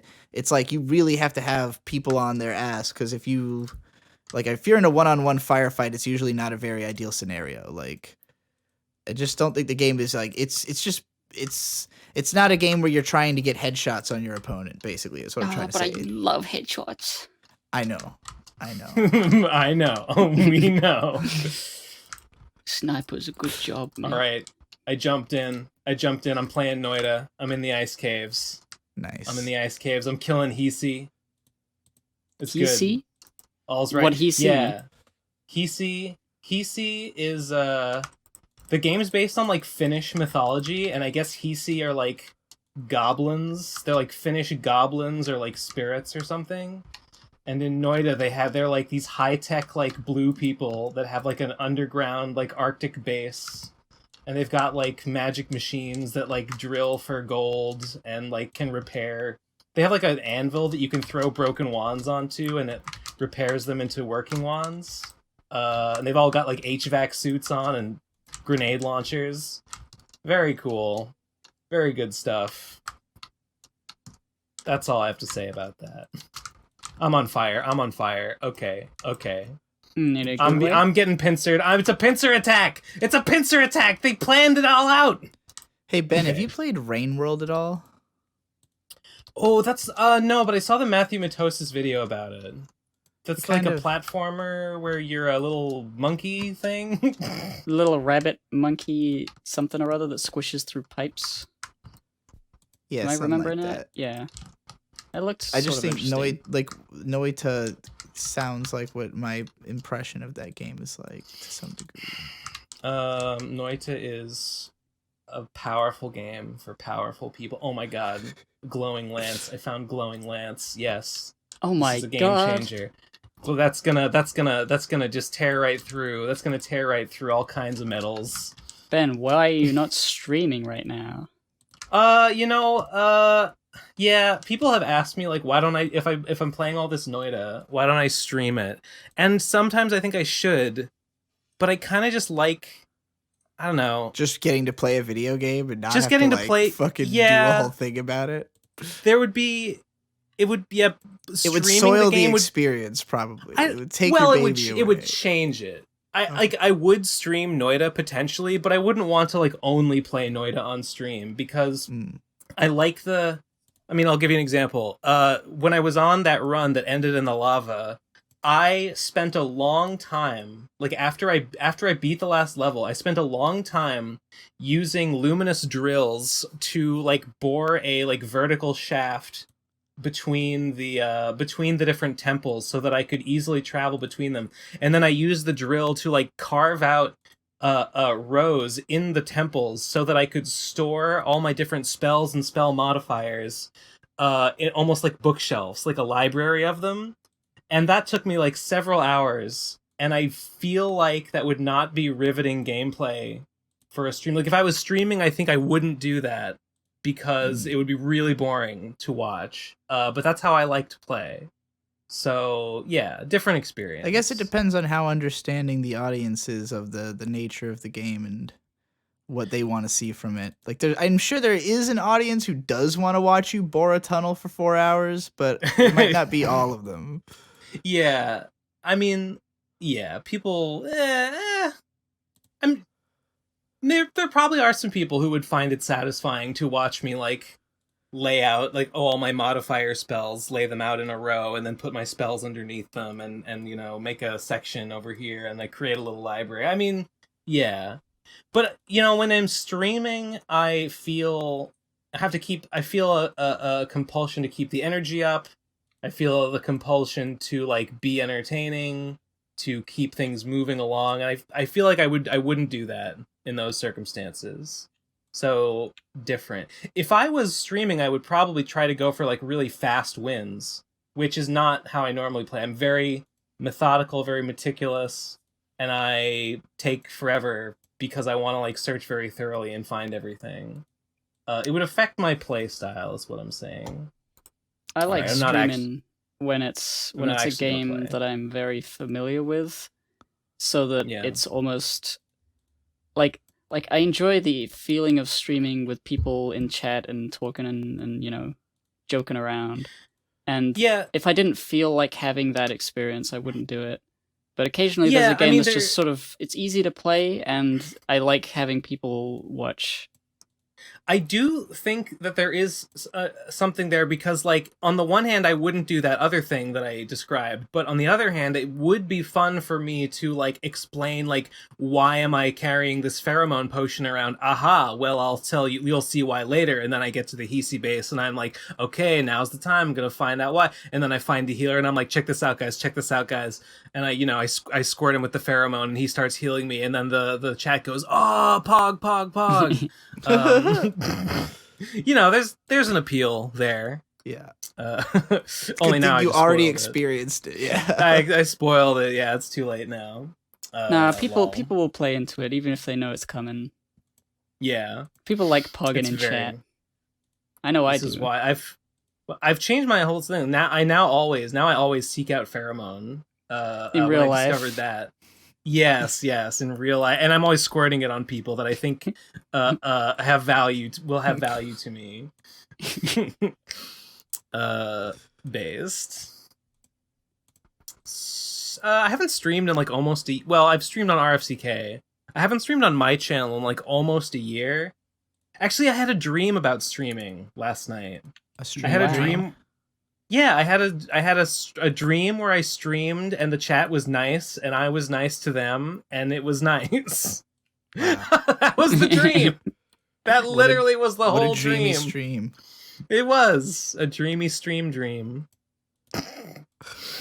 That's it. That's what happened. I like those streams. We should do voicemails now. I was thinking voicemails. Would have been going for an hour and a half? Yeah. Almost. Wait, Gib. No, I got nothing. I just like streams. Yeah. Dream stream. That's good. I'll think about it. I'll think about streaming at some point. I think now that I've become more familiar with Noita, and now that like I actually can win, I feel like streams would be more fun now than like, you know, a few weeks ago when I was just like dying in the mines all the time and just like had no fucking clue what I was doing. Maybe. Okay.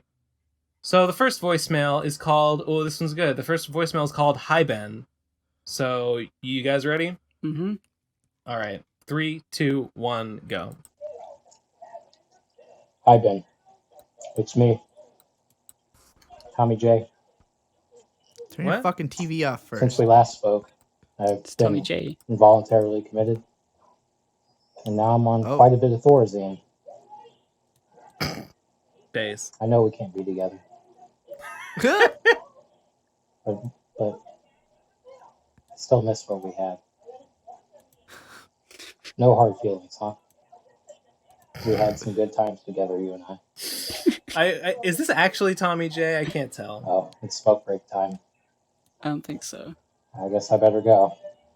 Tommy J. Signing off. For the last time. I feel, well, I don't feel bad. I don't feel bad exactly, but I do recognize that Tommy J did not have the benefit of hearing the second time we listened to all his voicemails and got annoyed about them before I went and heard the third time and flipped my shit. So, you know, it was, yeah. It's fine. It's fine. It's water under the bridge. No worries. Okay. But that guy's got to turn his fucking mic up because that was too quiet. And his television off. I couldn't even hear the television because I don't know if my headphones are just quiet or what. I mean, it was pretty barely quiet. make him out. Yeah. You know what? Actually, I might have no, my volume is at a reasonable. My volume is at a pretty reasonable setting. Okay, whatever. Next voicemail is called Which is Worse? 3, 2, 1, go. Tommy J. Spam or Circumcision Discourse? Tommy J. Spam. You Damn. think? Yeah. It's a hard. Because It's a hard stance to take. Tommy J. Spam doesn't mean anything. So at least circumcision. At least there's something. At least there's something to feel passionately about. I guess. Circumcision discourse. Circumcision just kept going on and on and on. That's true. Circumcision was like a months-long process. Yeah. I don't know. Whatever. Both banned. Next one is called Confessing My Feelings. 3, 2, 1, go. I keep trying to condense everything into the smallest idea possible. But you just can't do that. Some things are too complicated to say in a 90-second voicemail. So, I just want to say... Here it comes. I love you, man. Oh. Thank you. When did the bulk of the voicemails stylistically become like creepy whispering into a mic stalker person? Become. They've always been. There's definitely been like a sort of divergent evolution where the voicemails have taken like a few different evolutionary paths. Yeah. Where they lean into different elements. Okay, thanks. I love you too. Mwah, mwah. Next one is called True Facts About Oblivion Fall. 3, 2, 1, go. I remember in school once, I was about 12 years old. A kid asked me, "Hey, do you like spunk?" I wasn't sure entirely what he meant, but I figured it had something to do with dicks, so I said no. He laughed and said, "What about cum? Do you like cum?" Definitely. Well, it turns out, as an adult, why am I saying this? I've always heard that cum tastes salty, and in my experience, it's not salty at all. It's more buttery. Ew. If you've ever eaten your own boogers, why am I saying this? While having a cold, or after crying, it's basically like that. I do except both it tastes a little bit like popcorn. Gross. Jellified popcorn is the flavor of cum. Of course, I have yet to try the taste of others' cum. Why am I saying this? Why are you So at saying this stage of my life, there's only one man, Nate, who can satisfy my desires. Yeah. Ben, Join it. Join the league. you've told Nate about the league, right? He should know. You showed him right? the voicemails. What did he think? Or, naughty brother, you haven't showed him at all. I would be so disappointed in you, Ben. Uh-oh. So very disappointed. I don't feel like that's my job. I don't feel like I'm Yeah. responsible for that. The League of Nate fuckers haven't even sent an email his way. Like, what do you expect's gonna happen? You got to make the first Yeah. move. You gotta make, if you want to fuck Nate, you gotta make the first move, my dudes. Got to make That's yourself just, available as a large group. As to the cum taste, gross. Accurate, Gross. though. Yuck. Yuck. Next voicemail is called A Tip for a Frequent Listener. 3, 2, 1, go.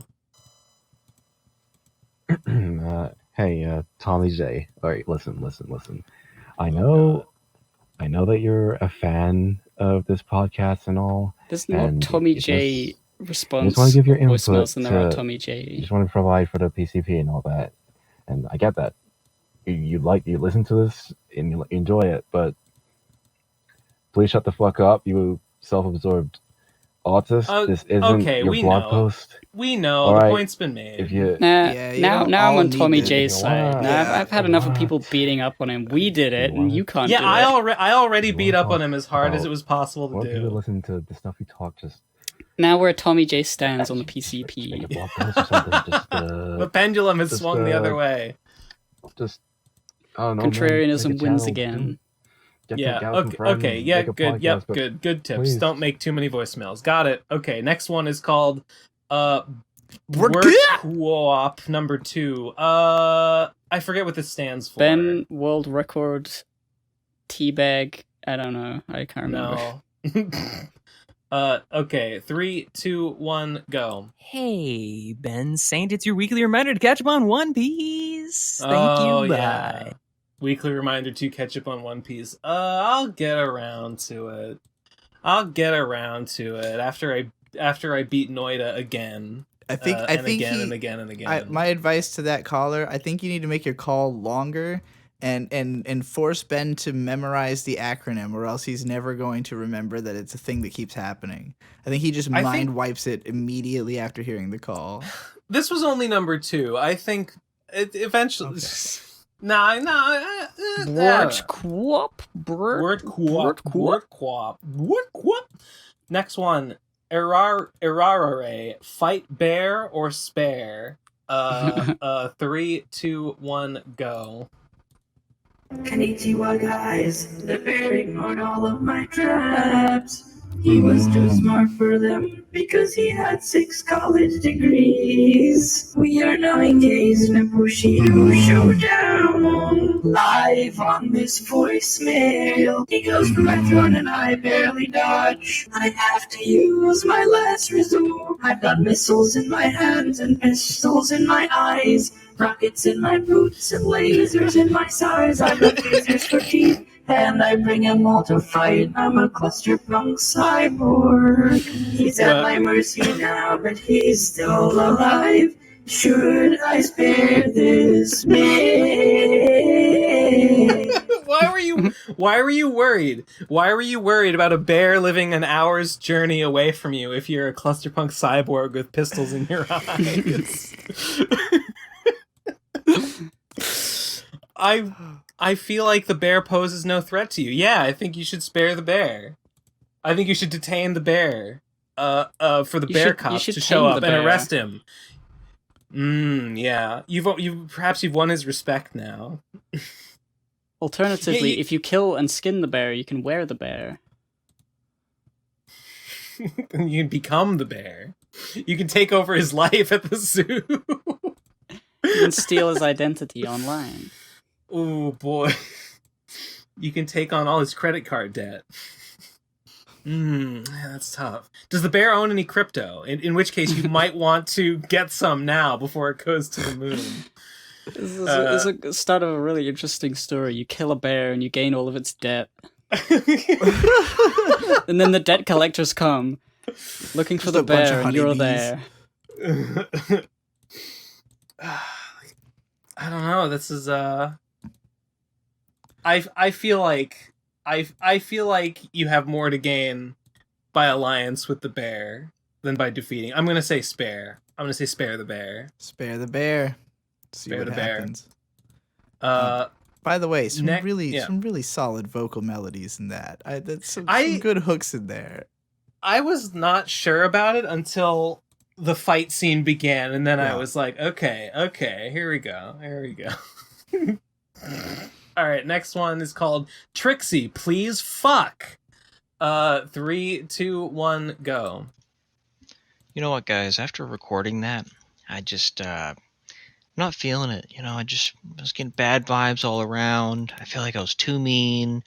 I would say a lot of those things differently now. I'm just Who? gonna re-record the whole thing. But don't worry, Okay. guys. It's gonna come out. Don't worry. This isn't gonna be a Blu-ray situation all over again. I promise. You could trust me. Okay. It's Listen. about the lecture. Can we just cut the bullshit? Can you just release it? Just give us the original product. So Please. I'm glad this. I'm glad this has none come of up. us. None of us want you to start over. Nobody wants that, but Why? you, Yeah. Trixie. No, So nobody please, wants that. Nobody for the wants love that. of God, please just release the original lecture. Please I don't don't- fucking scrap it. I really Okay? don't comprehend Please this. don't Like, fucking scrap it. Holy shit! Please Yeah, don't this do guy's that. totally I right. how understand can you're you going be so through a lot attached right to now, something and you you've been going haven't through a seen lot, before? I but don't please, understand. God, just release the original lecture for fuck's sake. Why are people Said assuming the it's same thing over good? and over. Why are you assuming that it's Because worth releasing? all the RadCon lectures are good. Everybody likes them. That's not even necessarily true. I've had an unreleased one before because I didn't think it was good. Yeah. Yeah. I mean, maybe that was a mistake. Well, I personally think that okay. So I talked about recording like a secondary lecture or like a shell component to it, and people were like, "Oh no, we want the one with like all the people." And I'm like, "Well, why wouldn't you think I was gonna wait till the next RadCon to do it again with everybody there?" That's what I mean by that. Second of all, like to me, the way that would make the most sense would be to do a second lecture and then to embed parts of the first one into it, to like edit them into one cohesive part. The fucking thing is not done in any way, shape, or form. So to say that it's like, oh, just release it, there is no just release it. It was written in a way to be edited extensively. There's 15 minutes of heavily edited lecture footage and then about 2.5 hours of not edited at all.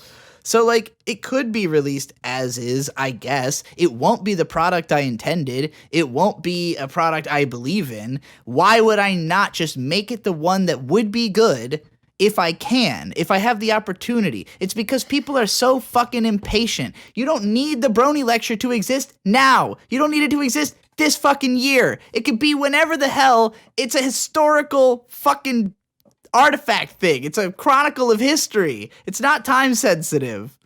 I think that if you try to do that, it will simply never come out. Why? Because it's been this long. It's been 1 year. That's fucking. It's been a year. That's It's nothing. been a whole year. That's nothing. It's not nothing. It's not nothing. A year is I nothing don't- to me. Okay. What the hell well, happened in the last year? What literally has anything happened? Name mean, one thing. I can't think of a single thing that's happened in the last year, actually. You're right. There was a coronavirus lockdown and we all sat indoors and did nothing for a year. Okay, but why? Okay, but you say that it'll be that it'll be good if you edit it. I think that most people would find the unedited thing good. Maybe they I would. did. It was never meant to be released that way though. Like, it's just not the intent of the lecture. Yours is edited like you wouldn't have. Mine is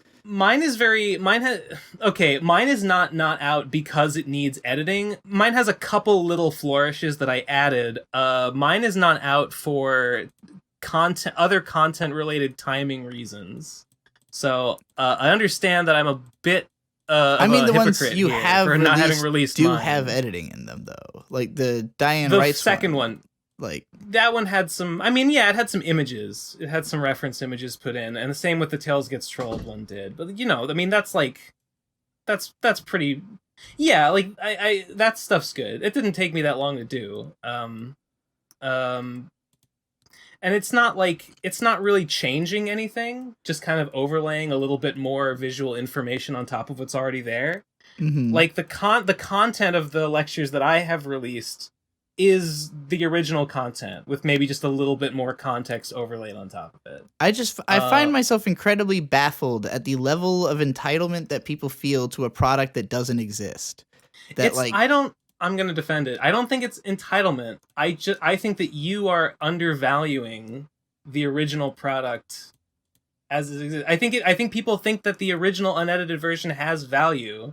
Right, but that's totally an assumption. Right. I mean, people would feel that way about a lot of ideas that I have that they never hear about, and a lot of video scripts that I throw away because they're incomplete, and a lot it's just not everything gets to see the light of day if it's not up to standard, That's true, but the thing that we're talking about now literally exists and could be released. It could be, but would it be worthwhile for me to release it? Like, what incentive do I have? Do you want my opinion? Yes. What would I gain from releasing this lecture? Well, in the state that it's in? I mean, I guess, hell, I don't know. Yeah, I mean, that's a totally different question. Okay. What would you gain? I don't know. The PCP channel would get some views from it because I assume that's where it would go. And I mean, could also happen in the future when the new version gets made. I actually did not originally intend to release it on the PCP channel because I thought it would get enough views that it would be like a saving throw for my channel. Though at this point, my channel's a whole different beast anyways. But that's fine. That's fine. I mean, whichever. Okay. I mean, when you say the new one, are you talking about? Because I feel like we're equivocating here between there's like an edited version of the original, but or like just like a different one. That again, like I said, my goal would be to record another one and then to interweave it with the one that already exists. So it would be like a duality thing, like the dark and light versions of the story, basically. Would the second one be designed to be heavily edited as well? It would be designed. Well, yeah, because it's going to have the other one intercut into it, so they will both have to be heavily edited into each other. You would need to like edit the whole first one and then record the second one and combine them. Is that what you're thinking? I'm talking about okay, so like the lecture that you guys have seen starts with me like walking out of a closet, taking a massive bong hit, explaining basically what the bronies are, and then like historically going through like each era of content made by the bronies. So, if I were to make another clip in which I fill in all the gaps of everything I missed, like re-explain certain stuff, add nuance to it, and then like literally edit that into the lecture so that it is a more complete lecture. Like, so it'd be just like, I'd probably re-explain certain things that I didn't think I did a good job with the first time, and then leave in stuff that was fine, and then like have this kind of Jekyll and Hyde attitude throughout the video of like, hey, this was me a year ago, and this is me today telling you about, how I feel about what I said a year ago, I mean, what's changed about how you feel about it? I don't know. Because even then you were already describing things that were like 5 years done. Sure. It's really just more of the presentation style of it and like the attitude of it that I have a problem with.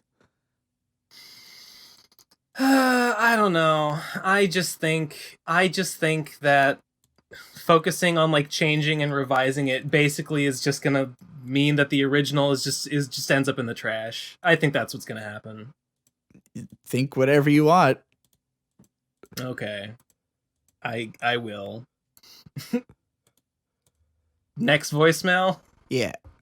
Okay.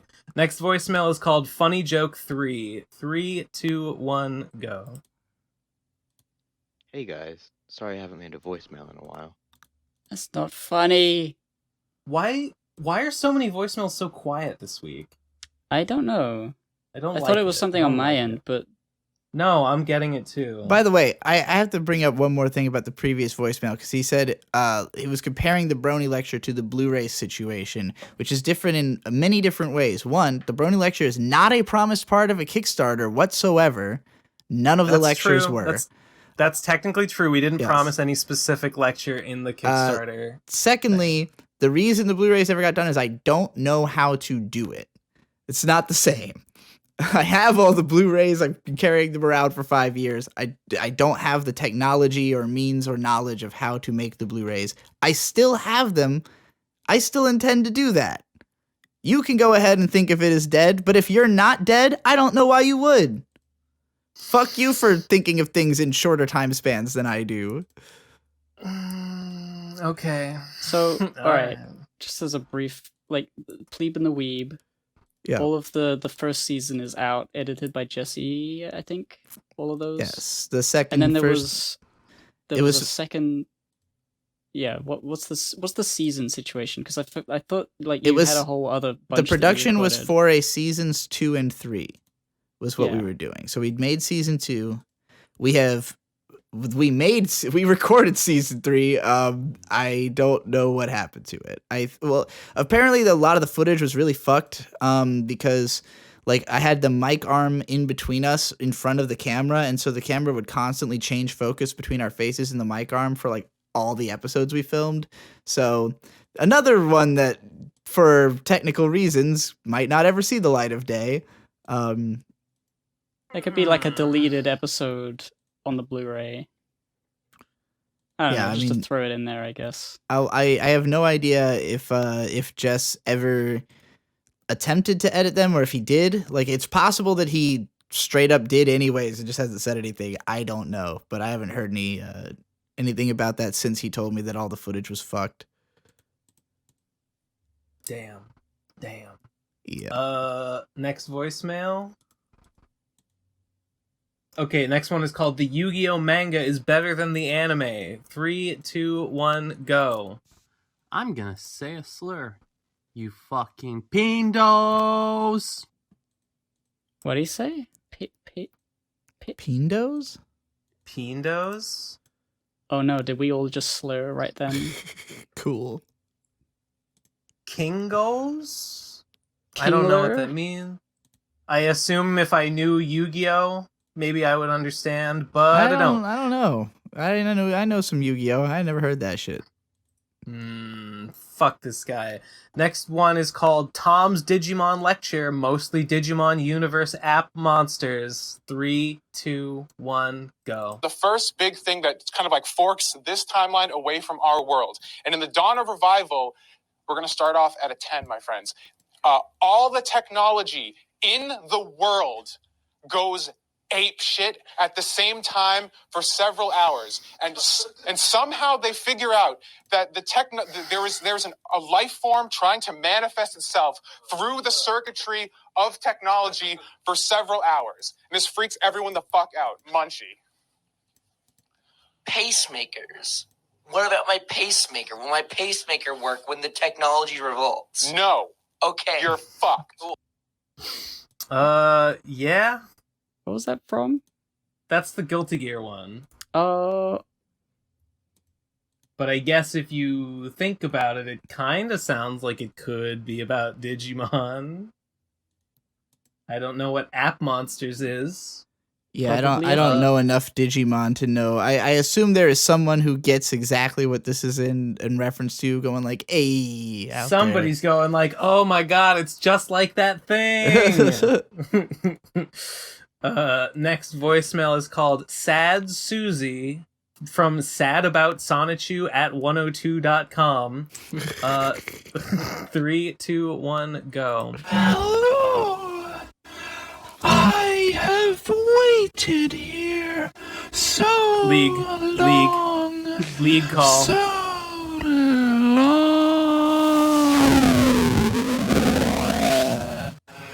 Where is Sonichu? 102. Ben, why have you forsaken your responsibilities, the lazy liberal that you are? You've disappointed me so far What is this that about? I became a human guitar. Shit. Yeah. It's a lot of drums for a human guitar.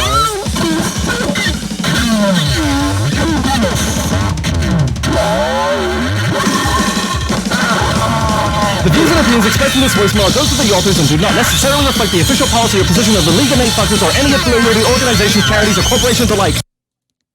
Okay. I like the sound editing on that. A lot of drums for a human guitar, but Well, he went woo woo over the top of it. That's what made the difference. That's what really put it over the edge. He really breed.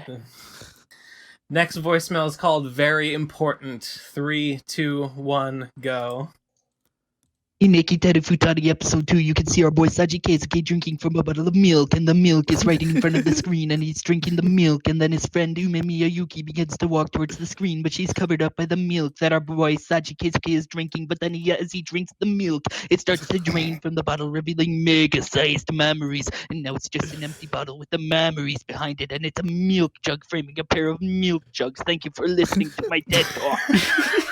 Cool, thanks, man. That is very important. What is that? Next voicemail comes with an attached image, which I will post now. It is this. This is a piece of some art by Kasol. I happen to know. I like the voicemail is called Uwu Lilia. 3, 2, 1, go. Oh, Michelle. Hi. Hear what? She what? Twixie's planning on re-recording the Blomini lecture? How could she? What a betrayal!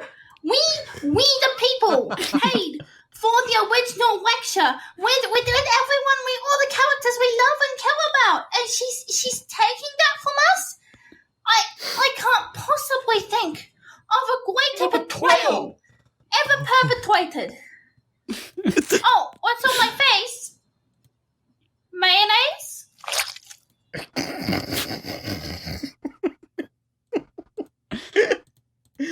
Yeah. What do you think now, Trixie? Yeah. Citation needed. It's true. It's true. Maybe it wasn't mayonnaise. Next one is called Large Nose Man Smells a Bitch. 3, 2, 1, go.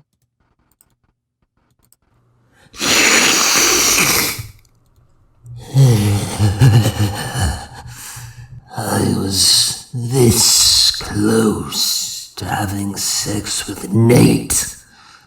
And then I catch a whiff of something truly awful. You're telling me that Trixie is not going to release the original Brony lecture? Well, that People feel pretty strongly won't about it. do. I may have to postpone my fucking of Nate and have sex with someone else.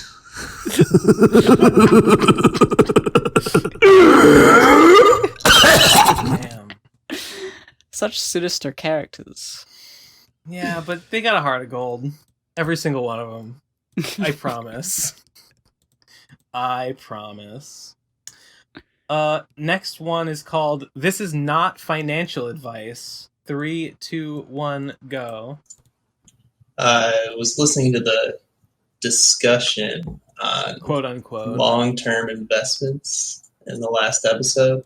Oh no. The right answer here is just buy index funds.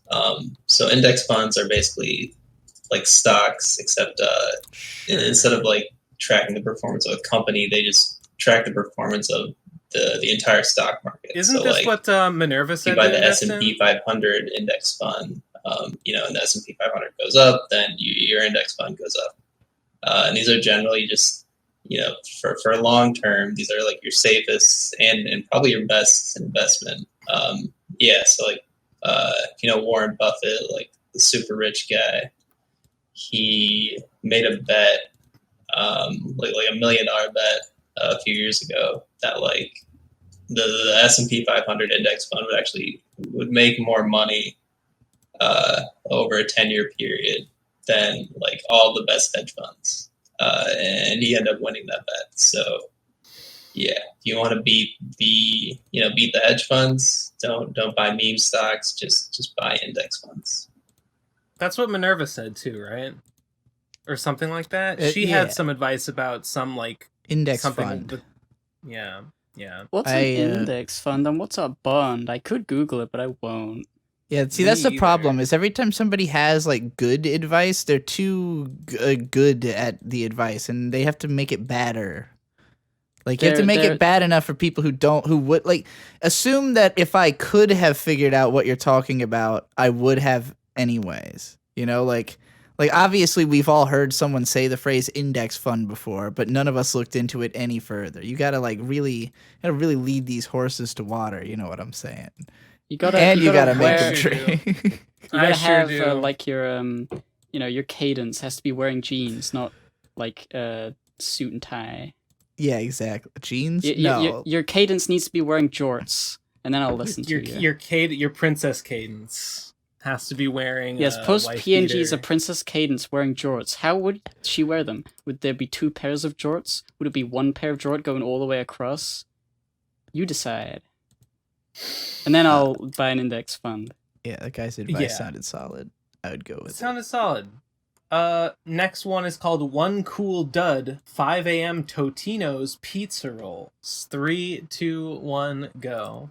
So now that we all know, as of the Brad diss track, that Tom is clearly the most musically talented of the bunch. Stupid. Oh, he went a little. He did a little voice warble, and everyone was so impressed.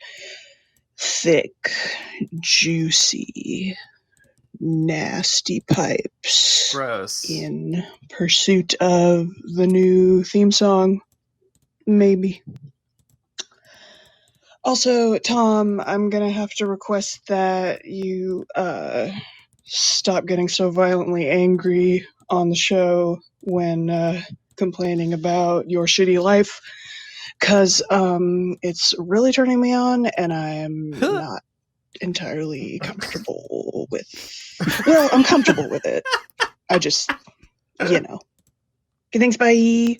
I don't. Yeah, the thing about Tom is that he's just so overly emotional. He just flies off the handle at the drop of a hat, and it's passionate, sensual. I mean, the gift button debate was pretty heated. I enjoyed that. Remember that? Yeah, that's true. Next voicemail is called Theme Song Contest. 3, 2, 1, go. Oh, Jesus Christ.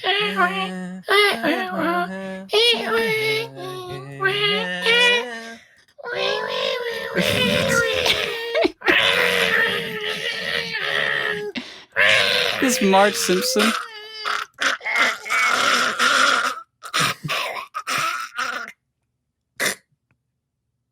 More. Sold.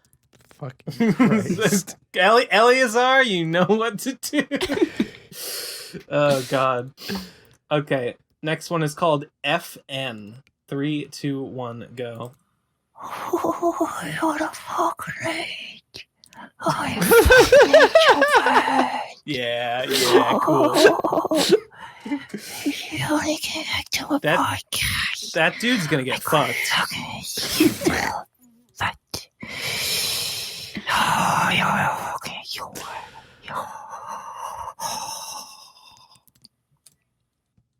I have such vivid imagery in my head from all of these crazy. I'm voices. gonna have PTSD actually. I think from these voicemails.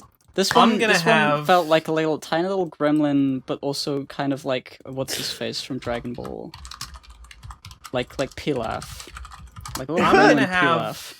I'm gonna have BPD from this. I'm gonna have bipolar disorder. I'm gonna develop narcissistic personality disorder. I'm gonna have all the type. I'm gonna have 2 ABDL clusters. from this I'm person. gonna have ABDL for sure. Yeah, based. Okay, next one is called How Many Dogecoins? 3, 2, 1, go. How many Dogecoins will it take to get the original Brony lecture footage? How many? How many Dogecoins? How many Dogecoins? What are Dogecoins worth? 0.03 pounds. So not much. They're worth between 5 and 6 cents right now. Yeah, a little tiny, small, and it's been going down so low. I don't know. I'll do it for $1,000. $1,000 worth Okay. of Dogecoins. All right. Okay. That's a fuck ton of Dogecoin. If it goes Time up, to invest. Time to invest in Dogecoins. Next one is called Bing Zerk. Wait, I haven't seen the next one. Well, you gotta refresh the page. This one's only 35 minutes ago. Okay. Yeah. I think, yeah. 3, 2, 1, go.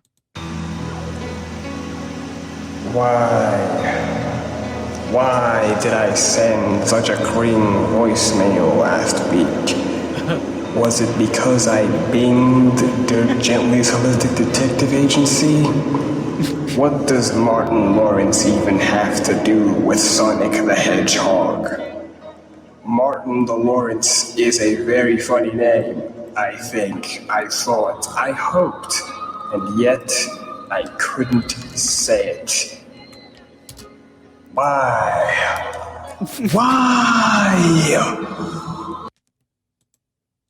I didn't know Dirk Gently's Holistic Detective Agency was a TV show. I thought it was a book. The show was written by Max Landis. What the fuck? Yeah. Oh god. Bummer. Max Bummer. Okay, so what was Kring was himself, I guess, and what was Bing was that, and I thought he binged Berserk from the, but maybe not. Oh wait, know. Okay. Next voicemail is called Thanks Kringus Bingus. Next voicemail is called Neo Kawasaki Pro Wrestling. 3, 2, 1, go. Konnichiwa. This Intercontinental Champion, Samurai-sama. Benno Too obvious this time. Sento-san. You contender Ichiban for my title. I challenge you to death match at Madison Square Garden at Shinobi Mania. You cannot defeat Samurai-sama and my finishing move, the Kawasaki Pile Driver. What to say, Sento-san? I'm bigger than you. I've gained weight this pandemic. I outweigh you, so I think I win. Samurai, you must beat Samurai. Fucker, you! Okay. Ito weiter ramen and seyo pereru. And until next time, sayonara. Until next time. Nah, you're small. You're a small Japanese man. We really gotta have like a Radcon Royal Rumble live action at some point. where we You're kill not each so other. you're not so tough without your Kabuto helm and your Kawasaki tempered steel. You're a bitch. I have in the tempered ring. muscles. No, Folded. no. My arms are folded 1,000 times. We'll see. I guess we'll see. Madison Square Garden. Shit. I guess that's it. That's the last voicemail. Are we done? Oh my god! Only 2 hours this episode. That's crazy. The voicemails took crazy. so much less time than usual. The people. I think last time there was riot. quite a lot. There were a lot. More of them were funny than usual, though. So there's that. Good job. Voicemail quality is on the rise lately. Good. The tide is rising, lifting all ships.